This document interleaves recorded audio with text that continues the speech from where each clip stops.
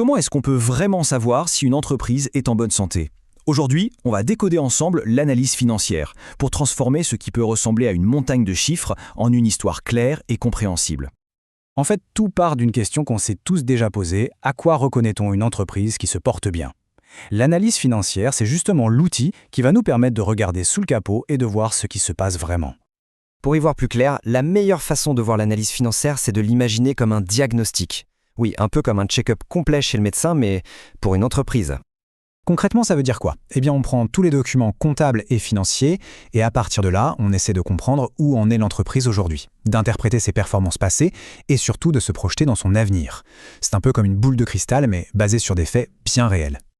Et ce diagnostic, il ne se fait pas n'importe comment. Il y a 3 grandes étapes. D'abord, on repère les symptômes, les signes qui montrent que quelque chose ne va peut-être pas. Ensuite, on creuse pour trouver les causes profondes de ces problèmes. Et enfin, on établit un pronostic et bien sûr, on fait des recommandations. C'est une démarche très logique en fait. Bon, mais alors pourquoi faire tout ça?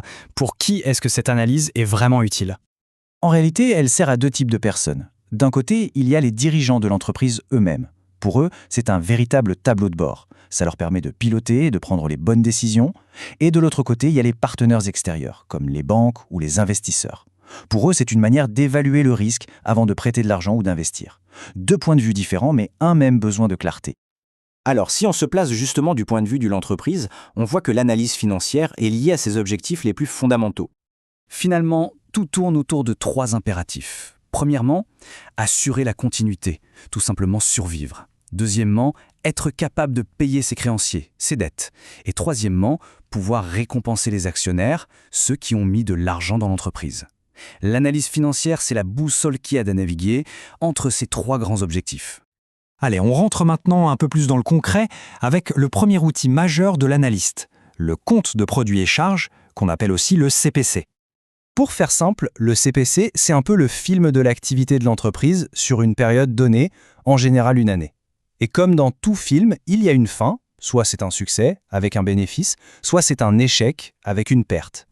Et la logique derrière ce film est vraiment simple. On prend tous les produits, c'est-à-dire tout ce que l'entreprise a gagné, et on soustrait toutes les charges, donc tout ce qu'elle a dépensé. Le résultat, c'est ce qui reste à la fin. Donc si les produits sont plus importants que les charges, la balance penche du bon côté. Ça veut dire que l'entreprise a gagné plus qu'elle n'a dépensé. Et ça, c'est ce qu'on appelle un bénéfice. Elle a créé de la valeur. Bien sûr, dans la réalité, on affine un peu l'analyse. Le compte de résultat est décomposé pour mieux comprendre d'où vient la performance. On va par exemple isoler le résultat d'exploitation, qui vient du cœur de métier de l'entreprise, du résultat financier. Ça donne une image beaucoup plus détaillée. Alors, après avoir vu le film avec le compte de résultat, on passe maintenant à la photo. Cette photo, c'est le bilan. C'est un cliché à un instant T de tout ce que l'entreprise possède et de tout ce qu'elle doit. Et dans ce bilan, un élément important, c'est ce qu'on appelle l'actif circulant. En gros, ce sont les ressources qui peuvent être transformées en argent rapidement. Ça inclut l'argent que les clients doivent encore, mais aussi et surtout la trésorerie, le cash qui est disponible tout de suite sur les comptes en banque.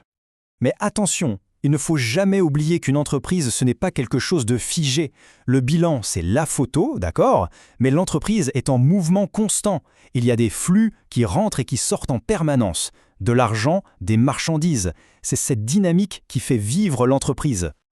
Et voilà, c'est en combinant tous ces outils, le film, c'est-à-dire le CPC, la photo, le bilan et l'analyse de ces fameux flux, qu'on arrive à avoir une vision complète. On peut alors vraiment caractériser la situation de l'entreprise, comprendre ses résultats et même tenter de prédire son évolution. C'est ça la vraie puissance de l'analyse financière. Finalement, on se rend compte que l'analyse financière, c'est bien plus que des maths. C'est l'art de faire parler les chiffres, de leur faire raconter une histoire. Alors la vraie question à se poser, c'est: quelle est l'histoire que ces chiffres essayent de nous raconter?